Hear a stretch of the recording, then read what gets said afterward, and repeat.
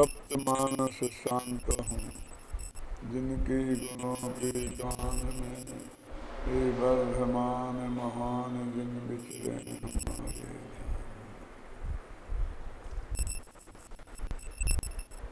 समय साधनशीलन पृष्ठ 208 का सबसे नीचे वाला प्यारा।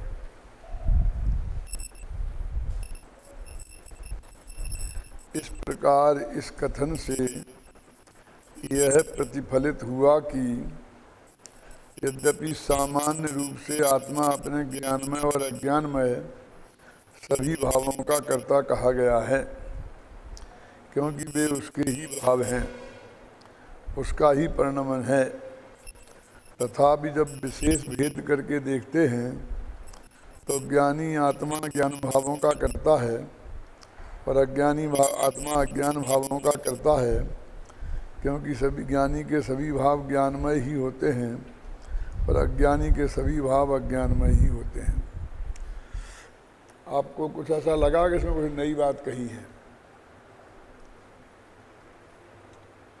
इसमें ये कहा गया है कि कॉमन जब हम ये बात करेंगे कि आत्मा किन किन भावों का करता है,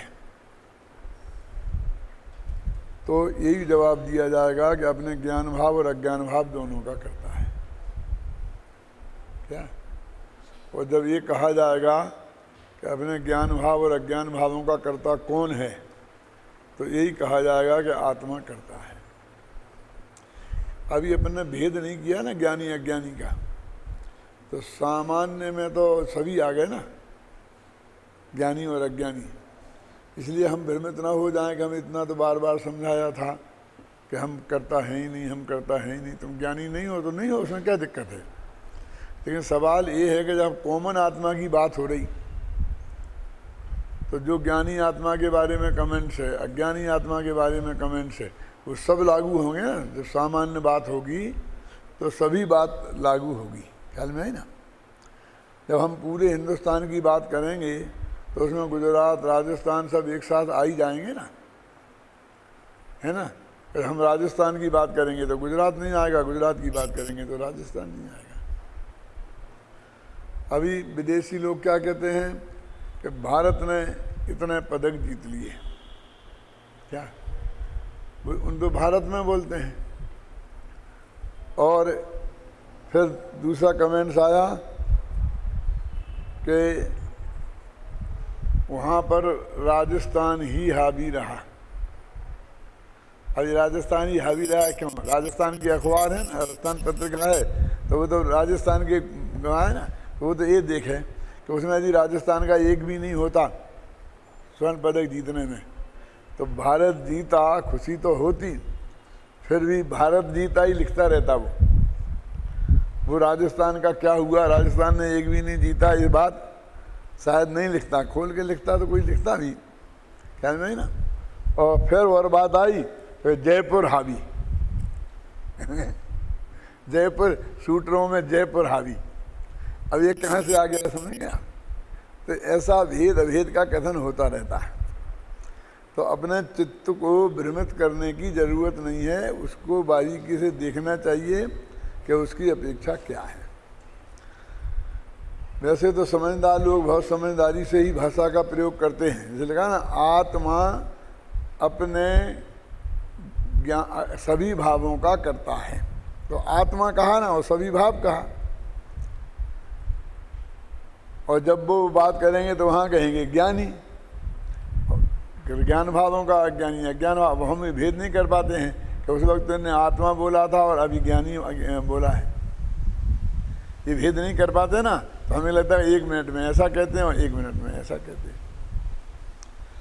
अब कभी कभी, क्योंकि ये बोलना कोई एक आदमी के हाथ में नहीं है ना, लिखना भी नहीं है, तो बोलने में और लिखने में भी कुछ अस्पष्टता रह सकती है। क्या? तब भी हमें अपना विवेक जागृत करके वो सही बात समझने की हमारी जिम्मेदारी है, क्योंकि हमारे में जो अज्ञान रह जाएगा उसका पूरी तरह फल हमको ही भोगना पड़ेगा। वो उसने स्पष्ट नहीं बोला था कि उसने स्पष्ट नहीं लिखा था, इससे ये जवाब हमारा कोई सुनेगा नहीं वस्तु के स्वरूप में।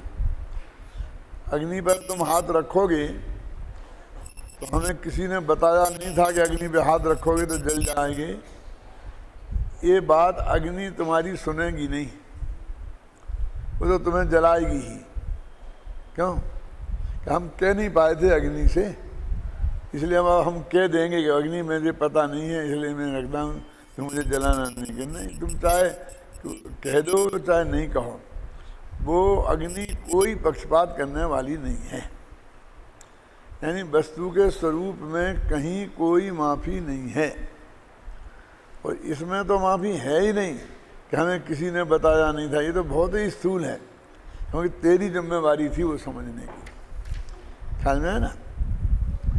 कदाचित कोई ऐसा कहे मैंने पर डालने के लिए तो वो एक अलग बात है, ख्याल में है ना। लेकिन वो एक कहेंगे निमित्त का ज्ञान कराने के लिए ऐसा कह दिया होगा। लेकिन उससे किसी भी दृष्टि से, जैसे कि आपने अभी आपकी परीक्षा हुई कि कहा शांति जी ने, अन्ना जी ने, किसी ने भी जो पढ़ाया कि उसमें हम पेपर ले देंगे और तुम परीक्षा दो, तो उसमें आप कह सकते हो साहब कि एक जो प्रश्न आपने दिया है ये अपने अभी कोर्स में हुआ नहीं है, कह सकते हो ना। और वो शायद कंसिडरेशन भी करें, कैसा था ये प्रश्न हमने ध्यान नहीं दिया और आगे आया तो इसे छोड़ देते हैं, चलो। लेकिन बोर्ड वाले करेंगे कंसिडरेशन, वहाँ आप बता देंगे कैसा कि हमने इतना, हमें शांति जी ने नहीं पढ़ाया था कि अन्ना जी ने पढ़ाया नहीं था, हैं? वहाँ तो कोई नहीं सुनेगा ना आपकी। उसका दंड तो वे अध्यापक को तो नहीं देंगे ना। जो सिलेबस में कोर्स है उसकी परीक्षा होगी, पेपर उसका दिया जाएगा और उसका जवाब आपको देना पड़ेगा। ख्याल में है ना? वहाँ कोई कंसेशन नहीं हो सकता ना। जब यहाँ आपको डांटने पीते हैं तो उस वक्त आप कह दो कि साहब ऐसा हो गया था, हमें पढ़ाया ही नहीं गया था यहाँ, लेकिन उससे नंबर थोड़ी बढ़ जाएंगे। तो जब तुम्हारी दांत थोड़ी कम पड़े और वो तुम्हारी पोते की दांत उस अध्यापक को पड़ जाए क्यों? लेकिन वो नंबर तो तुम्हारे ही कम होंगे, अध्यापक के कम नहीं होंगे ना। तो ये आप समझ लीजिए कि कहीं भी अज्ञान को माफी नहीं है, एक पॉइंट। और दूसरा, तो हम पहले ही कह दिया कि एक देव दूसरे देव का कर्ता नहीं है, वो तो निमित्त मात्र है। तो अब तो अपने से अध्यात्म के बढ़ने के बाद तो फिर कोई गुंजाइश ही नहीं रह जाती है। लौकिक दृष्टि से थोड़ा बहुत हम कुछ उत्तरदायित्व का कहते ना, कौन इसका उत्तरदायी है? ये एक्सीडेंट हो गया, एक्सीडेंट बस ने 3 लड़के कुचल दिए, तो इसका उत्तरदायी कौन है? क्यों? इसका उत्तरदायित्व तो नक्की करना चाहिए। तो उत्तरदायित्व तो नक्की करने वाले तो खासकर जो अखबार वाले तो मालूम कितने कितने करेंगे। तो ड्राइवर तो है ही, बस है, तो जिसकी वो बस है वो है, ख्याल में आई ना। फिर वो पुलिस की व्यवस्था है, उसने कंट्रोल नहीं किया, वो है। फिर सड़क में गड्ढे हैं, वो है। फिर बरसात ज़्यादा हो रही है, बरसात है, फिर भी गवर्नमेंट को करना चाहिए तो म्यूनिसपैलिटी है, क्यों? फिर उसके म्यूनिसपैलिटी के ऑफिसर हैं, फिर अपन कहेंगे कि राजस्थान गवर्नमेंट जिम्मेवार है, और अंत में विदेशी लोग आएंगे तो वे कहेंगे भारत में कुछ नहीं करता, केंद्र की गवर्नमेंट को ही दोष देंगे। इतनी जगह उसके निमित्त की अपेक्षा से दोष मरे जा सकते हैं, और मरे जाएंगे टीवी पे, अखबारों पर, सब में। लेकिन वो उनमें से मरेगा कोई नहीं, वो मरा वही है जो बस के नीचे आया है। क्या क्या वो तो जो जिसका जो हुआ सो हुआ, लेकिन तुझे अपने संभल के चलना चाहिए। तुझे ये सब पता है कि सड़क में गड्ढे हैं, ये फलानी बसें हैं बहुत गैर जिम्मेवारी से चलती हैं, अखबार वालों ने भी खूब सावधान किया है, और नहीं भी किया हो तो तेरे क्या फर्क पड़ेगा। यानी अब दंड हमको ही मिलेगा असली, समझ गए ना। इसलिए हम पूरी जिम्मेवारी हमारी है, पूरी सावधानी हमें हमारी रखनी पड़ेगी। सारे देश में हम कहीं भी जाएं, हम बस के नीचे आके मर ना जाएं, ये दूसरों पर जिम्मेवारी टाल कर और रफ्तार से सड़क के बीच में चलें, हैं, तो उससे कोई माफी आपको मिलने वाली नहीं है। ऐसे तो निमित्त तो कितने हो गए बोलिए। गलती निकालने के लिए निमित्त की तरफ दृष्टि डालेंगे तो कितना निमित्त हो गए, लेकिन सजा तो उपादान को मिली ना। इसलिए कहते हैं असली कारण भी उपादान है और असली कार्य भी उपादान में हुआ है। ये जैन दर्शन का कितना महान सिद्धांत है। तो ये जो नए की बारीकियां हैं वो भी आपको बहुत अच्छी तरह समझनी पड़ेंगी। नहीं समझेंगे तो कोई किसी की जिम्मेवारी नहीं है। अब जैसे ये आया उसमें अभी शांति जी समझा रहे थे कि भाई हल्दी और चूना मिलते ही नहीं है परम शुद्ध निश्चय से। अब हल्दी चूना मिलने से तो लाल रंग हुआ है, तो मिलते ही नहीं तो लाल रंग हुआ ही नहीं, हमें तो दिख रहा है, दिख रहा हो। कहते ऐसे राग देश हुए ही नहीं, क्यों कि वो ऐसा मिलान होता ही नहीं है।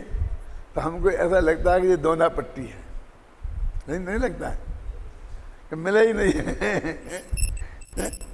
अब वास्तव में हमारा नए ज्ञान कमजोर है, इसलिए वो ये कह रहे हैं कि परम शुद्ध निश्चय नए विषय का संयोग उसका विषय नहीं है। आप समझे ना, वो विषय बटे हुए हैं ना, तो संयोग को देखना जिस नए का विषय है वो देखेगा और वो बताएगा। अरे परम शुद्ध निश्चय नए का विषय तो सारे संयोगों से भिन्न आत्मा को देखना है और अपने विकारों से भी भिन्न आत्मा को देखना है। आप समझ गए ना, संयोगी भावों से भी भिन्न आत्मा को देखना है।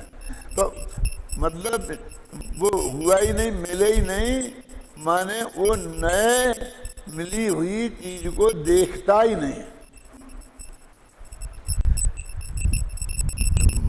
यदि एक्सीडेंट हो गया है तो वो गुंडा था, अपराधी था, हत्यारा था, हत्या करके भाग रहा था, ये सब पुलिस का काम है, अदालत का काम है। डॉक्टर का काम तो ये है कि उसके अस्पताल में केस आए तो पूरी ईमानदारी से उसका इलाज करे, जो भी संभव हो बढ़िया से बढ़िया। क्यों वो कहे डाकू है, बदमाश है, हत्यारा है, इससे उससे कुछ मतलब नहीं। आप ठीक हो जाए तो आप ले जाके जो भी करना हो फांसी पे चला देना, हम तो ठीक कर देंगे। अच्छा न्याय है कि हम मर गए थे तो मरते को पहले बचाएंगे, उसमें लाखों करोड़ों रुपये खर्च करेंगे और फिर उसे फांसी पे चलाएंगे। यदि वो मर जाता तो हम फांसी पे किसको चलाएंगे? क्यों? अब वो बहुत अटपटा लग रहा होगा। लेकिन मैं पूछता हूँ, इतने आतंकवादियों ने बम्बई पे हमला किया, अब उसमें जो मर गए उन पे तो केस बंद चला नहीं सकते, और जो भाग गए जिन्हें अपन पकड़ नहीं पाए, जिनके विरुद्ध हमें कोई सबूत नहीं मिले, उन पर भी कुछ नहीं कर सकते। यदि वो एक नहीं पकड़ा जाता कसाव तो किसी पे ही कुछ नहीं होता। अब एक पकड़ा गया है तो उसमें तो जो भी हमारी कानून की व्यवस्था है, न्याय है, उसके अनुसार जो होगा सो होगा। अब आपके ख्याल में आई ना, तो वो कहते हैं कि वो पकड़ना तो वही नहीं, अब उसे अस्पताल में भेजेंगे, बीमार हो जाएगा तो डॉक्टर इलाज तो वैसे ही करेगा ना, बढ़िया से बढ़िया करना चाहिए ना नैतिकता से, कि डॉक्टर कहेगा कि ये तो बहुत गड़बड़ कर रहे हैं, फांसी पे चढ़ाना पड़ेगा, और फिर इतनी कहते राष्ट्रपति से माफ़ी मंगवा लेंगे तो आजीवन कारावास में बदल देगा, ये साला मरेगा ही नहीं, मेरे कब्जे में आ गया है, एक जहर का इंजेक्शन दे देता हूँ। ऐसा साफ बोलो, और ऐसा वो कर दे और बाद में सिद्ध हो जाए हैं तो डॉक्टर फांसी पे चढ़ जाएगा उसकी जगह।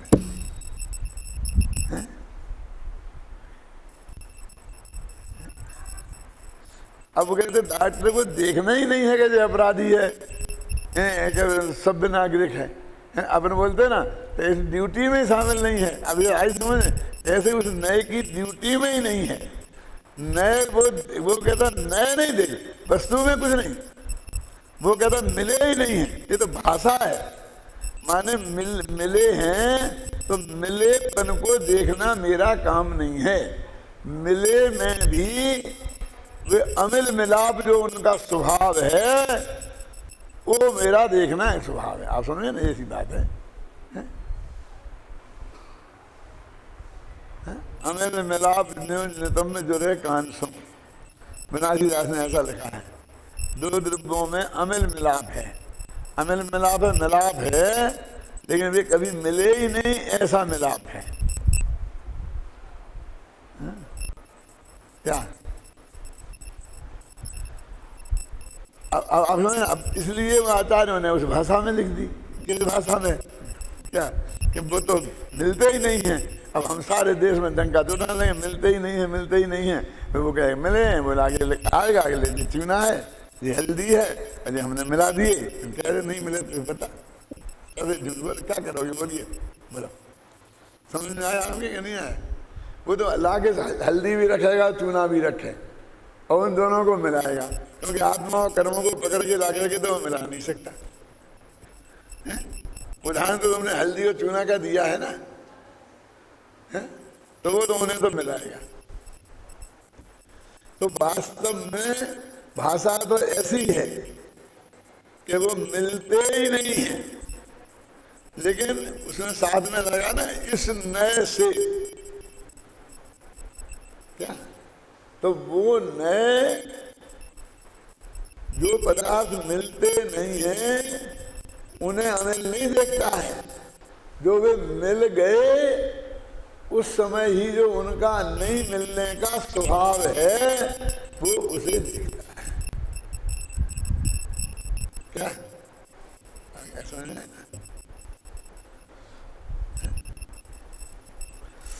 ऐसी भाषा मैंने बोला ना कि आचार्यों ने भी लिखी है, जिनवाणी में भी मिल जाएगी। तुम दोष देते रहना जिसको देना है। यानी भाषा में भी, लेखनी में भी, बोली में भी आएगा, ख्याल नहीं ना, समझ गए ना? लेकिन वो आएगा कि अपना त्रिकाली भगवात्मा सातवां द्रव्य है। क्यों? द्रव्य तो छह ही होते, सातवां कहाँ से आ गया? जीव तो जीव में नहीं है तो सातवां क्यों कहा? अरे हमें उसे पृथकता बताने के लिए, तुम्हें बताने के लिए बताया। अब तुम शास्त्र में लेके परीक्षा के अंदर बैठो, हमने हमारी अपेक्षा तो समझो नहीं।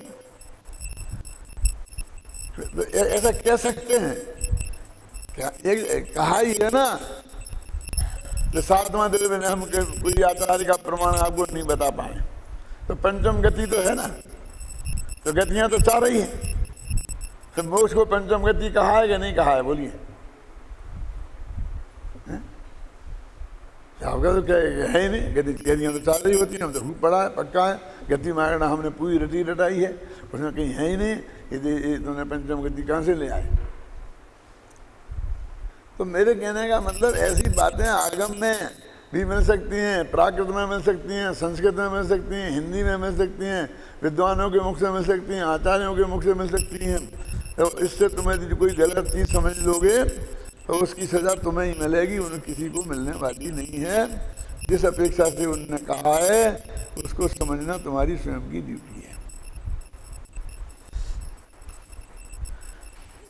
एक मैं आपको इसी से संदर्भ बात बताता हूँ। आपको बहुत लोग सारे देश में ऐसे मिलेंगे जब तुम विद्वान बन के जाओगे। कैसा वो चंद्रमा और सूरज और फलाना और ये घूमती है, पृथ्वी घूमती है, चंद्रमा घूमता है, चंद्रमा तक तो हो आए हैं, तुम ये बोलते हो सुमेर प्रगट तो आज तक किसी ने कोई देखा ही नहीं है। कुछ बातें आएंगे, ऐसा लगता है हमारा जैन धर्म तो झूठा है। कुछ भी आए, सारे प्रश्न किए जाएंगे।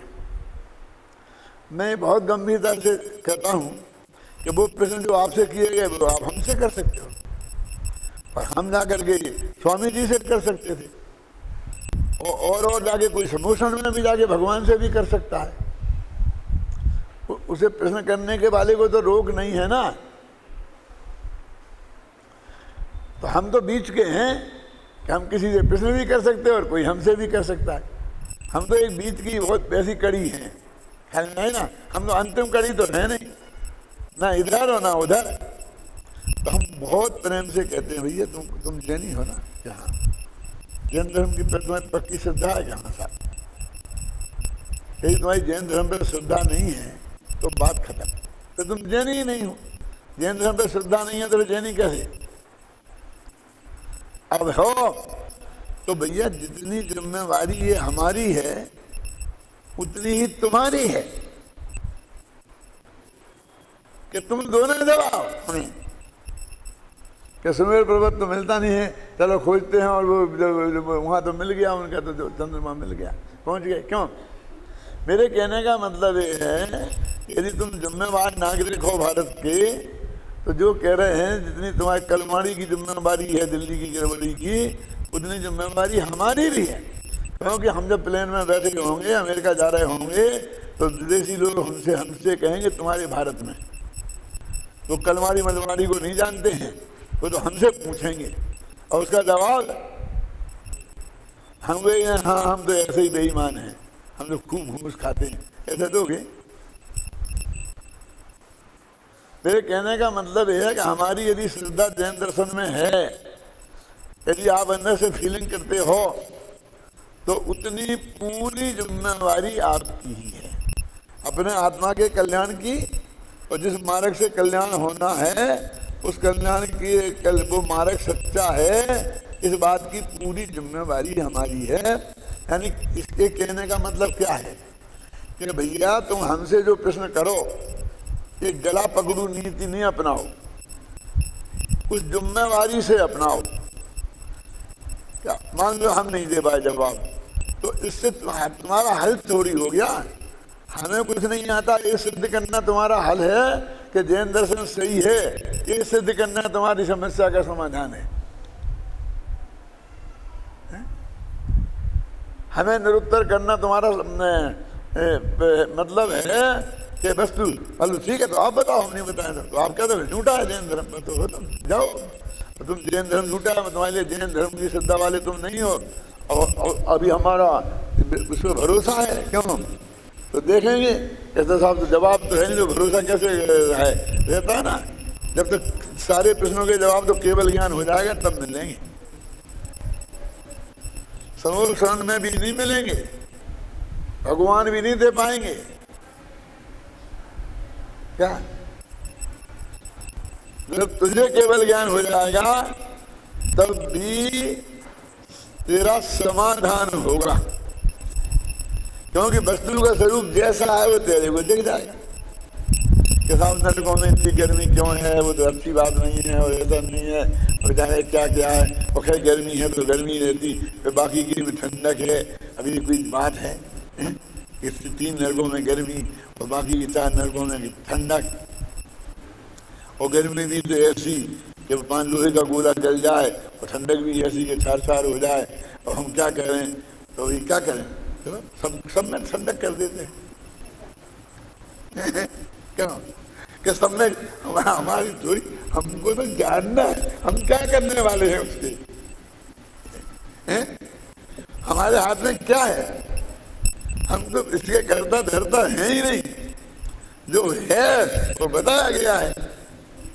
कहने ही नहीं, अभी कोई जवाब नहीं हुआ। तो मैं पूछता हूँ कि मद्रास में इतनी गर्मी क्यों पड़ती है, और कुल्लू मनाली में गर्मी क्यों नहीं है, शिमला में गर्मी क्यों नहीं है? बोलो आप दो हमें जवाब में क्या करें? क्यों का क्या सवाल है? क्यों का कहीं वो कुछ नहीं होता, वस्तु स्वरूप तो जैसा है वैसा है, हमें वैसा जानना है। इस मामले में क्या है ये पूछो, ऐसा क्यों है? ये मैं नहीं कह रहा हूँ, हमारे समंत भद्र ने, जो तर्क के शिरोमणि आचार्य माने जाते, सर्वश्रेष्ठ यदि कोई आचार्य है तर्क में तो आचार्य समंत भद्र। सब ने उनकी ग्रंथों पर ही टीकाएं लिख लिख के न्याय शास्त्र लिखा है। न्याय शास्त्र के प्रतिष्ठापक आचार्य हैं, और उन्होंने मालूम क्या लिखा, स्वभावो तर्क गोचरा, स्वभाव तर्क से अगोचर है। वो तर्क, स्वभाव में तर्क नहीं होता। अग्नि गर्म क्यों है, इसमें कोई तर्क वितर्क नहीं चलता। ये तो जानने की चीज है कि कैसी है, ये जानी जा सकती है, बताई जा सकती है। इसमें ऐसा क्यों का प्रश्न नहीं होता, क्योंकि स्वभाव में क्यों का प्रश्न खड़ा नहीं होता, ऐसा समंत बदल ने लिखा। मैंने सबसे बड़ा तर्कबाज भी ये कहता है,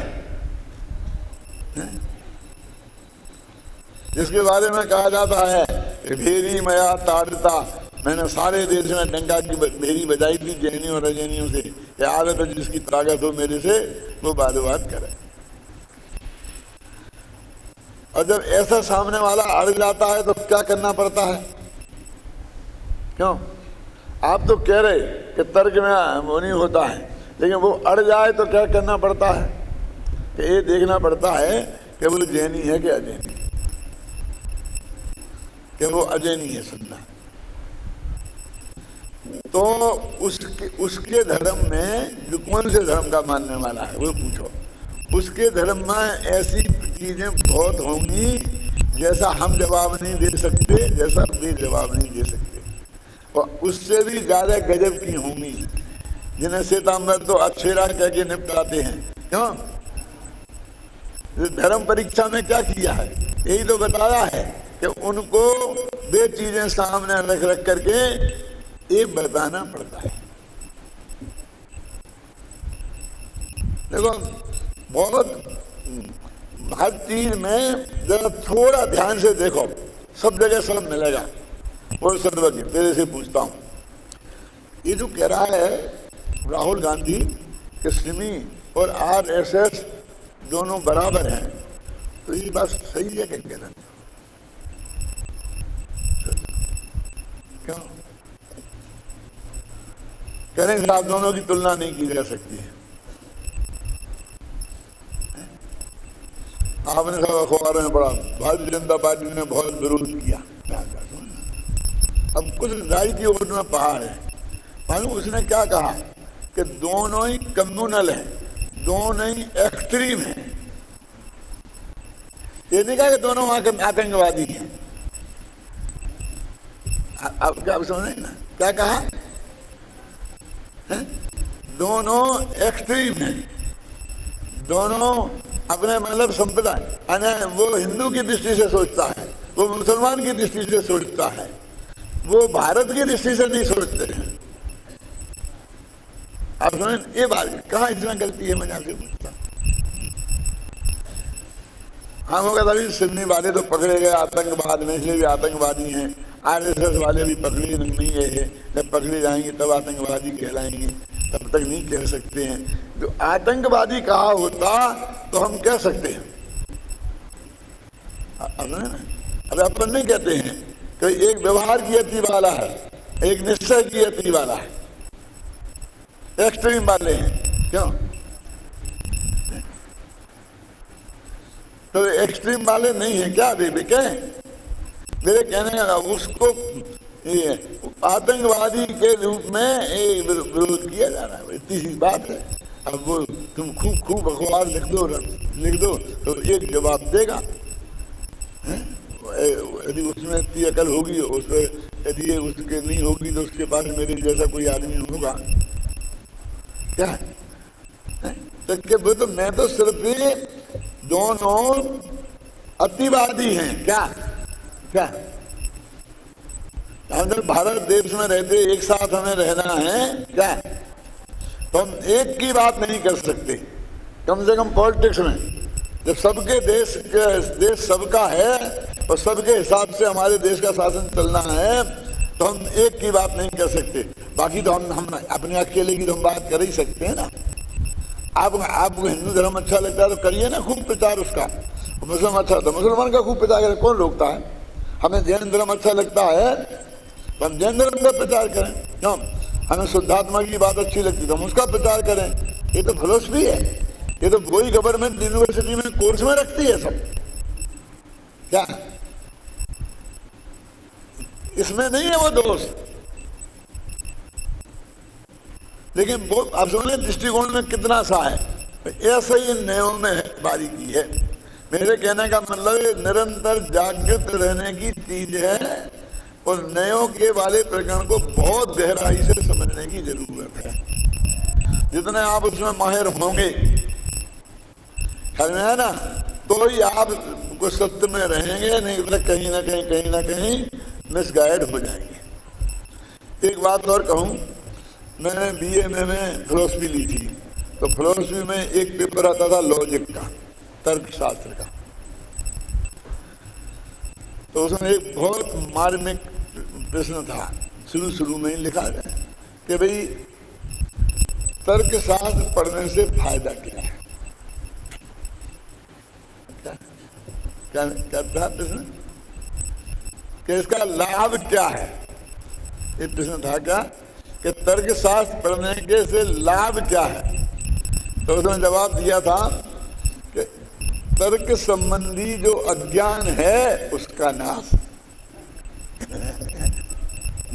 है। क्या तो क्या कोई तर्कशास्त्र पढ़ के अच्छा तर्कशास्त्री बन सकता है? तो इसकी कोई जरूरत नहीं है, क्योंकि तर्कशास्त्र पढ़ने का फल तो तर्क संबंधी अज्ञान का नाश है, किसी को तर्कशास्त्री बनाना नहीं है। तो उसने जवाब दिया कि कोई राजनीति में एमए पीएचडी करके अच्छा नेता बन सकता है, और राजनीति नहीं पढ़े और नेता नहीं बन सकता है क्या? राजनीति में एमए करना जरूरी है नेता बनने के लिए? तो जैसे राजनीति शास्त्र पढ़ने का फल राजनीति संबंधी अज्ञान का अभाव है, नेता बनना नहीं है। कानून पढ़ने का फल कानून संबंधी अज्ञान का अभाव है, वकील बनना नहीं है, जज बनना नहीं है। समझना है ना कि हर ज्ञान के क्षेत्र में के अध्ययन का लाभ तत्संबंधी अज्ञान का अभाव है, एक फल। और दूसरा फल क्या है कि आप बढ़िया तर्क कर पाए चाहे ना कर पाए, सुनना बहुत मार्मिक है, लेकिन कोई गलत तर्क करके तुम्हारे गले गलत चीज उतारे, ये नहीं उतार पाएगा।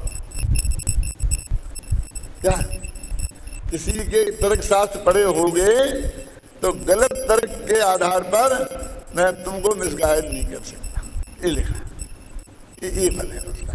कि तुम राजनीति पढ़े होगे, भारत संविधान पढ़े होगे गहराई से, तो संविधान में जो अधिकार आपको दिए गए हैं उनका लाभ आपको प्राप्त हो जाएगा। वो अन्याय आपके साथ नहीं हो पाएगा। ख्याल में है ना, महिलाओं को जो अधिकार दिए गए हैं, यदि वो उनने पढ़ लिया तो वो जाकर के सबको नेता बन जाएंगी कि नहीं, लेकिन महिलाओं के साथ जो अन्याय होते हैं उनकी नासमझी के कारण वो अन्याय उनके साथ नहीं हो सकेंगे, क्योंकि उन्हें पता है कि ये बात मेरे इसके विरुद्ध है। आप समझेंगे ना, ऐसा है। तो और अपने यहाँ क्या लिखा, देखिए मैं पूछता हूँ अपने यहाँ क्या लिखा, बोलो। परीक्षा मकसूद तो सबने पढ़ा है, अज्ञान नाशो उपेक्षा वा, ये लिखा ना। प्रमाण का फल क्या है? अज्ञान की निवृत्ति करो, नाश करो, और उपेक्षा। वो कहते हैं कि भाई हमारे यहाँ तो प्रमाण अज्ञान का नाश हो जाएगा, तो तुमको वस्तु स्वरूप का निर्णय करना है तो उससे तुमने कोई गलत रास्ते पर नहीं डाल पाएगा। तुम लोगों को गलत रास्ते पर डालो ये तो तुम मांग ही नहीं कर सकते हो, लेकिन तुम बहुत बढ़िया तर्कबाज बन जाओगे, कोई जरूरत नहीं है। ऐसा नहीं होता है, तो एजुकेशन से ऐसा नहीं होता है। तो कहना क्या चाहते हो कि वेद तो सब ओरिजिनल होते हैं, काव्य शास्त्र पढ़ करके कोई कभी बना है आज तक? क्यों?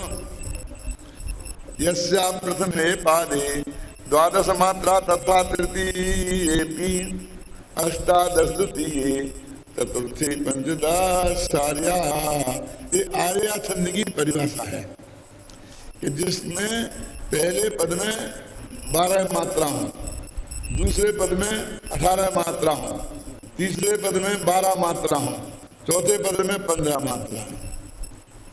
अब ऐसी मात्राएं गिन गिन के आज तक किसी ने आर्या छंद में लिखा है? लिख सकता है? क्यों बोलो? तो एक छंद शास्त्र का ज्ञान करके जैसे कोई छंद नहीं लिख सकता, लेकिन छंदों को समझ सकता है कि ये छंद सही है कि गलत है। अगर आप समझिए ना, छंद संबंधी अज्ञान का नाश हो सकता है। जैसे कोई कविता का पढ़ करके कवि नहीं बन सकता, तो कैसे बनता है? कवि ओरिजिनल होते हैं। ऐसे ही विद्वत्ता है, ऐसे ही वक्ता है, सब कलाओं का ऐसा ही है। तो उसका अध्ययन इसलिए जरूरी है कि तत्संबंधी अज्ञान का नाश हो जाए, ख्याल में आई ना। लेकिन वो बनने का उसका कोई संबंध नहीं है, इसलिए ये मांग करना नहीं। तो इतने नेता हैं राजनीति में, जितने जितने पढ़ते वे सब नेता हो जाते, लेकिन उनमें वे सब प्रोफेसर पढ़ा रहे हैं, वे भारतीय संविधान पढ़ा रहे हैं।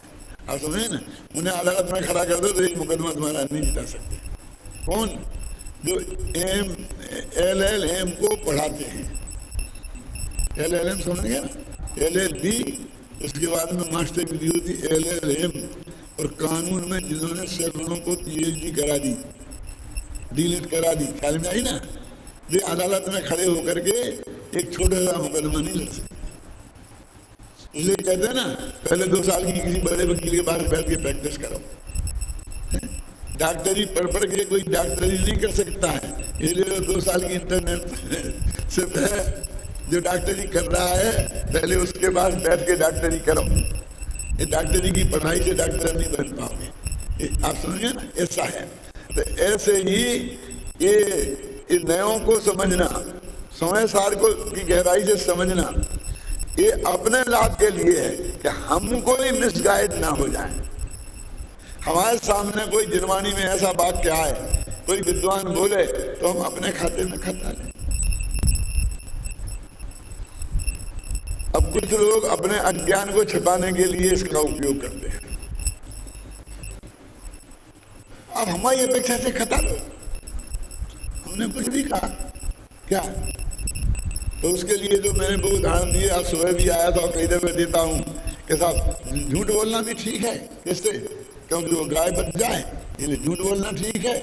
और किसी भी वेश्या सेवन कर लेना भी ठीक है, नहीं तो वो वेश्या आत्महत्या कर लेगी, ख्याल में नहीं ना। और चोरी करना भी ठीक है, क्योंकि वो वेश्या ने कहा था इससे अंजन चोर से कि तुम ला, नहीं तो मैं जहर खा के मर जाऊंगी। इसलिए बेचारा राजा के रानी का हार चुरा के लाया था। क्यों? तो कोई ना कोई धमकी किसी भी न किसी पाप करने के लिए हमको दे देगा। क्यों? सब पाप ठीक करना जरूरी हो जाएगा बस। क्यों? तो ऐसा खोटा तर्क दे करके वो हमें उलझाना ले। यानी जो परिस्थिति सिर्फ तेरी कल्पना लोक में खड़ी हुई है, अरबों लोगों में देखने में नहीं आती है। आज तक एक कसाई ने एक भी साधु से ये नहीं पूछा होगा कि ये गाय किधर को गई, क्या? और उसके आधार पर तुम लोगों को झूठ बोलने की प्रेरणा दे रहे हो कि झूठ बोलने का एक रास्ता खोल गया। आप समझ, अब जिसने खोला होगा, लेकिन हम सोच तो सकते हैं ना, हम उस बात को लोगों के सामने रख तो सकते हैं ना। एक कोई तर्क हुआ, कोई भी आदमी कोई भी तर्क देके कि मैं अपनी हत्या कर लूंगा, कि मैं हत्या कर दूंगा, हमें कोई भी पाप करने के लिए बाध्य कर सकता है, और उस पाप के जिम्मेवार हम नहीं होंगे। ये बहाना है, बिल्कुल कुछ नहीं। वो गांधी जी का उदाहरण ही सही है। तो मालूम वो श्रीमद रायचंद्र ने जो जवाब दिया था ना, वो और कोई पूछने वाला और कोई नहीं था, साधारण आदमी महात्मा गांधी थे। और जब वे देश के बहुत बड़े नेता बन गए थे, लोग श्रीमद रायचंद्र के प्रेरणा से वे अहिंसावादी बने थे।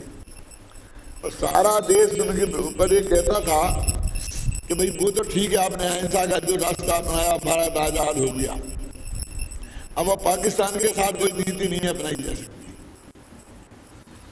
ऐसा अब ये नहीं किया जा सकता है। हम पर कोई आक्रमण करेगा तो हमें तो उस पर आक्रमण करना ही पड़ेगा। यदि वो हम पे बम पटकेगा तो हमको उस पर बम पटकना ही पड़ेगा। तो वे कोई जवाब नहीं दे पाते थे, क्योंकि बोले तो मालूम आपको कौन से थे? गांधी जी, समझ में नहीं आया? 3 डंडा वाले थे। नेहरू जी वगैरह सब 1 डंडा वाले थे। 3rd डिवीजन पास हुए थे। और ये सब टॉपर्स थे। तो वो उन श्रीमती के पास गए, ऐसा नहीं कि भाई वैसे उन्हें प्रश्न कर दिया, भाई हम कुछ प्रश्न करने को कि भाई मुझे इसका समाधान दो। किस बात का समाधान दो? तो उन्होंने फिर एक खड़ा किया कि एक आदमी आने से बंदूक लेके मेरी छाती पे खड़ा है और मेरे पास भी बंदूक है। अब है वाला चाहिए ना, हमारे पास भी अनुमान है ना। उदाहरण तो एक सा बनाना पड़ेगा क्या नहीं? अब दोनों आमने सामने ऐसी बंदूक ताने खड़े हैं। 1 सेकंड पहले जिसने ये डिसीजन ले लिया कि मुझे मारना है तो वो मार देगा और सामने वाला मर जाएगा। यानी ये सोचने का ज्यादा समय नहीं है। आप सुनिए ना। अब मैं आपसे पूछता हूं कि ऐसी परिस्थिति में मुझे क्या करना चाहिए? ये अनुभव में मैं पहले पाकिस्तान में फटक दूंगा तो पाकिस्तान खत्म हो जाएगा और मैं जीत जाऊंगा, पाकिस्तान भी अपने कब्जे में हो जाएगा, सारी जमीन अपने पास आ जाएगी। और उसने पटक दिया तो सारा देश पाकिस्तान हो जाएगा। अब बोलो क्या करना? अब बोलो श्रीमद, तुम क्या करना? अब सुने ना, इसको बोलते हैं उभय तो पास, दोनों तरफ से फंसाना। और जवाब क्या है कि हाँ तुम मार दो, यही बढ़िया है, क्योंकि हिंदुस्तान खत्म हो जाए। इसको कौन मानेगा? कह दोगे तो 1 मिनट में तो तुम्हारी हत्या कर देंगे। ऐसे आदमी को, विचारधारा वाले को हमको हिंदुस्तान में रहने नहीं देना है, समझिए ना। माने सीधे सच्चे अर्थों में यही कहलवाना चाहते हैं। वो बिल्कुल चुप रहे, बोले जो मैंने कहा तीसरा रास्ता भी है चुप रहने का। जब बहुत पीछे पड़े तो श्रीमद ने क्या जवाब दिया वो बहुत समझने लायक है, अंदर से विचार करने लायक है। श्रीमद इस मामले में बहुत बुद्धिमान आदमी थे, वो प्रतिभा संपन्न थे। विशेषज्ञ थे कि नहीं थे इस बारे में मैं अभी कुछ नहीं कहता, क्योंकि वो उनके साहित्य में सारा जनागम नहीं है। आप मेरा सारा जनागम उन्होंने पढ़ लिया हो और उसके पूरा जैन दर्शन वो प्रस्तुत किया हो ऐसा तो है नहीं, लेकिन वो प्रतिभाशाली बहुत थे। तो उन्होंने कहा कि तुम उसे मार दो, गोली चला दो, ऐसा कहकर मैं तुम्हारे भविष्य के अनंत भव नहीं बिगाड़ना चाहता और तुम्हारे साथ मेरे भी। क्या माने इस बहाने तुम उसकी हत्या करोगे तो अब साधारण आदमी हो ना, 2 अपन आमने सामने अपन मतलब हिंदुस्तान में, तो दूसरे को फांसी लगेगी ना, तो बचेगा तो कोई नहीं। दोनों में से एक ने दूसरे को मार दिया, सुनना, तो बचेगा तो कोई नहीं, क्योंकि एक मरेगा गोली से और दूसरा चढ़ेगा फांसी तक। देखो गांधी जी मरे गोली से और वो गोर से चढ़ा फांसी तक, ठीक है ना। अब तुम कह रहे पहले ही मर जा, तुम्हें लगता है वो बच जाए, बच कहाँ गया? जो मारेगा पहले वो नरक नगोद में जाएगा और आनंद भव बिगड़ेंगे उसके। गंदा मालूम किस गति में गया, वहां ऐसे संयोग भी नहीं मिले जो अहिंसा की उसे पुष्टि मिले कि उन्हें मर गया तो साहब, तो मर गया तो क्या है, असली जिंदगी तो तुमने बेटा भोग ली है। अब जब बुढ़ापे के दिन बचे हैं खास खास कर जीने के, चले जाएंगे तो चले जाएंगे।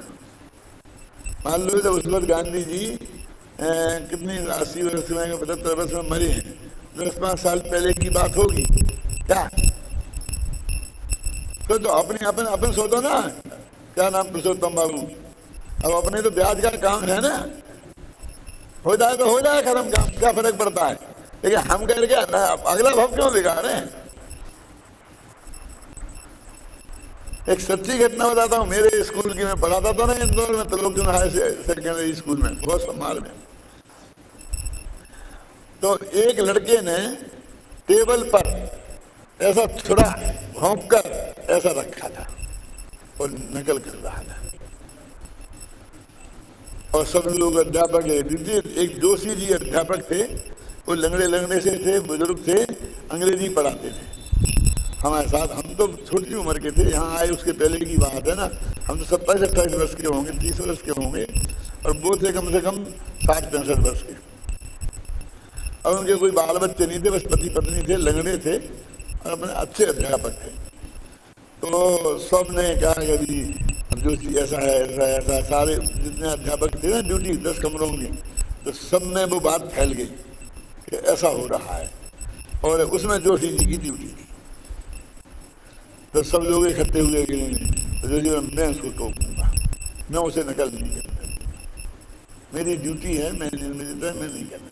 सबने कहा जोशी जी क्या होगा, ये साले गुंडे बदमाश, एक निकल जाएगा तो क्या फर्क है, तो वैसे ही निकलने वाले हैं, फेल हो जाएंगे तो नेता बनना है, पास हो जाएंगे तो नेता बनना है, आप क्यों अपनी जिंदगी खराब करते हो। नहीं, मैं तो नहीं मानूंगा। अब वो गए, हमारे आंखों के सामने की घटना बता रहा हूँ। जोशी जी गए और बोले देख बेटा, मैं तेरे को नकल नहीं करने दूंगा, या तो तू नकल बंद कर, और नहीं तो मैं तेरे को कॉपी पे नोट लगा करके बोर्ड को भेज दूंगा। अभी मैं छीनूंगा, तू नहीं देगा तो बाद में तो मेरे पास आएगी ना, तो मैं बोर्ड लगा करके नोट में। बोला दिख नहीं रहा है, यहाँ दिख रहा है ना, देख बेटा, यदि हमारी तेरी लड़ाई हुई तो दो में से एक नतीजा होगा, कि तू मुझे मार देगा या मैं तुझे मार दूंगा। जरा समझना क्या बात कर, तुम मुझे मार दोगे, 1%,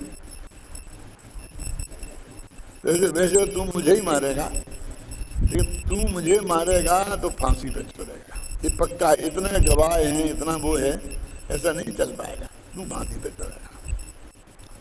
तू मुझे मारेगा तो फांसी पे चढ़ेगा, और मैं तुझे मारूंगा तो तू मर ही जाएगा, और मैं तो आत्मरक्षा में, मैं फांसी पे नहीं चढ़ूंगा। क्यों? और मैंने तो सारी जिंदगी जी ली है, अगली साल रिटायर्ड होने वाला हूं, अब तो मेरी ये सड़ी सड़ाई जिंदगी है, मेरा कोई कहीं आगे पीछे फिक्र मत कर, लेकिन मैं तुझे नकल नहीं करने दूंगा। क्या साहब, कुछ नहीं, सारे कागज दे दिए कुछ नहीं किया, समझ में आ गई उसकी समझ में ये बात आ गई क्या? तो ऐसा नहीं है कि कोई बड़े लेवल की ही बात है, ऐसे झूठे तर्क दे दे कर हम अणुबम भी फेंकने का अधिकार लेना चाहते हैं। देखो कितने नालायक हैं। मेरी बात समझना मैं क्या कहना चाहता हूं।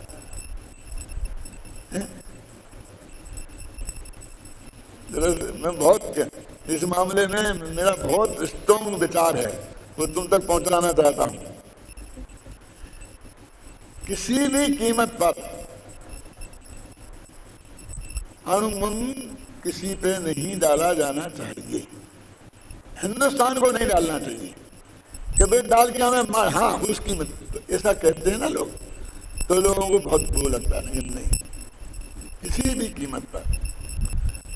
तो फिर क्या कहते हैं, कश्मीर दे दें, तो फिर मेरे जो विचार हैं ये लोगों के गले में पचना बहुत मुश्किल है कि दे के भी यदि अणुबम डालने से बचते हो तो दे दो, घबराना नहीं। क्या कहता हूं मैं, आप समझ रहे ना? ये कश्मीर बराबर कई प्रांत को तुम मार के खत्म करके अपने पास रख करके कौन सा मोक्ष में चले जाओगे? क्या करोगे? क्या उपलब्धि है? तुम किसी बहाने से हिंसा का समर्थन नहीं किया जा सकता। और ऐसा कह के वो तो जो होगा तो होगा, हमारे हाथ में है नहीं। सुनो, हम अनंत पाप बांध रहे हैं। जब राजेंद्र मंसल है ना, ऐसा कर देना चाहिए, ऐसा। मैंने उन्हें समझाया कि देखो आप कितना बड़ा पाप कर रहे हो, ये विकल्प भी नहीं लाना, आक्रमण कर देना चाहिए, आक्रमण कर देना चाहिए, पाकिस्तान को मंडा दिखा देना चाहिए। कुछ नहीं, आपको मालूम है हजारों लोग रोजाना मरते हैं, साल में 10,000 लोग मर जाते हैं कश्मीर की बॉर्डर पर आतंकवादियों के। 10,000 मर जाते हैं ना, और अनुभव से कितने मरेंगे? ऐसे 10,000 1,00,000 बरस तक मरे तो भी अनुभव से कम मरेंगे। बोलो घाटे का सौदा है। मैं मरने की बात नहीं कहता हूं, जरा समझना मेरा विचार क्या है। क्या कि झगड़ा है, इतना है, इतने लोग मर जाते हैं कश्मीर की बॉर्डर पर। ये आतंकवादियों ने इतना मार दिए, 5 आ गए, रोजाना अखबार में आता, 3 आ गए, 5 आ गए, 4 आ गए, गिनो साल भर के कितने आए। घबराना नहीं, पूरी बात सुनना। हो सकता है मेरे को जेल भी हो जाए, लेकिन मेरी बात सुनना, मैं क्या सोचता हूं। साल भर के लगाओ ना, कितने मारे, क्यों? हजारों में निकलेंगे, लाखों नहीं निकलेंगे। तुझे ना अखबार में 3, 4, 5, 10, 11 लगाओ ना, जोड़ 10,000 से ज्यादा नहीं निकलेंगे।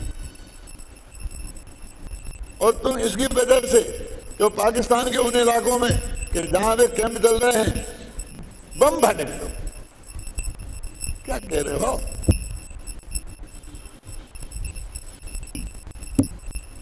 पुरुषा सिद्धि उपाय पढ़ी तुमने कि शेर सारी जिंदगी जिंदा रहेगा तो कितने जीवों को मार के नरक में को जाने की तैयारी करेगा, इसलिए उस शेर को मार देना चाहिए। तो उन्होंने कहा कि जब जितने जीवों को वो जिंदगी भर में खाएगा उतने शेर तुम मार दोगे, तो उसी न्याय से तुम्हें भी वही दंड मिलना चाहिए कि फिर तुम्हें मार देना चाहिए। तर्क समझ में आया कि नहीं? न्याय से इतने जीवों को मारे उसको ये दंड। अब तो तुमने भी इतने जीवों, इतने शेरों को मारा, मारने वाले को, अरे उनकी जिम्मेवारी उसकी है। वो मुसलमानों क्या तर्क दिया? ये नहीं दिया कैसे कि वो शेर लोग मर जाएंगे। वो कहते हैं कि वो शेर को कितना ज्यादा पाप लगेगा, इतने जीवों को मारेगा, तो मैंने उसे मारकर उसे पाप से बचा दिया। अरे ऐसा तर्क दिया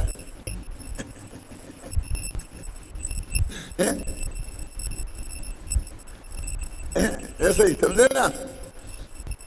ऐसा नहीं भाई, किसी कीमत पर जैन दर्शन की अहिंसा गांधी जी की अहिंसा से बहुत ऊंची है। गांधी जी तो यही सोच रहे थे, श्रीमद से ऐसा जवाब मांगने गए थे और श्रीमद ने ऐसा जवाब दिया था, शायद नहीं ना? तो अनंत भगवान का क्या जवाब होगा, कुंद कुंद का क्या जवाब होगा? बोलो। किसी भी कीमत पर, किसी विचार के लेवल पर, वाणी के लेवल, हिंसा का समर्थन नहीं किया जा सकता। तो ऐसा नहीं चलेगा वो संजय दत्त जैसा गांधीवादी कि क्यों जी तुम्हें एक कोई कांटा मारेगा गाल पर तो तुम क्या करोगे कि दूसरा गाल कर दूंगा, कि वो दूसरे गाल पर मार देगा, फिर क्या करोगे कि ये तो कहीं दिखाई नहीं इसके बारे में तो कहीं कुछ लिखा ही नहीं है। गांधी जी ने तो इतना ही लिखा कि एक गाल पे मारे तो दूसरा गाल कर देना चाहिए, तो दूसरे पे मार दे तो फिर अब तीसरा गाल तो कहां ले जाएंगे? माने इसके आगे हमारे पास जवाब नहीं है। आप ऐसे विद्वान नहीं होना चाहिए, आपके पास उसका अंतिम तक जवाब होना चाहिए, आपका चिंतन अंतिम बिंदु तक जाना चाहिए। समझे ना? अब क्या कह रहा हूं मैं? समझ गए ना? ये जोक नहीं है। हम ये कहना चाहते हैं कि हम इतने मूर्ख हैं कि हम एक एक चीज ऐसी देख देख के डिसीजन करेंगे। हमें भी दिमाग है ना, हमें भी बुद्धि और विवेक है। तो मेरा बहुत स्पष्ट मत है कि एक पाप को सिर्फ दूसरा बड़ा पाप से छोटा पाप है, इस बहाने किसी भी पाप का समर्थन इस जगत में नहीं किया जा सकता। अकेली हिंसा ही की बात नहीं है।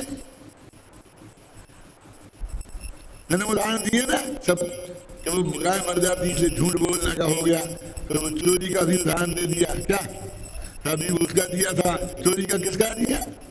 बोलो। अंजन चोर का।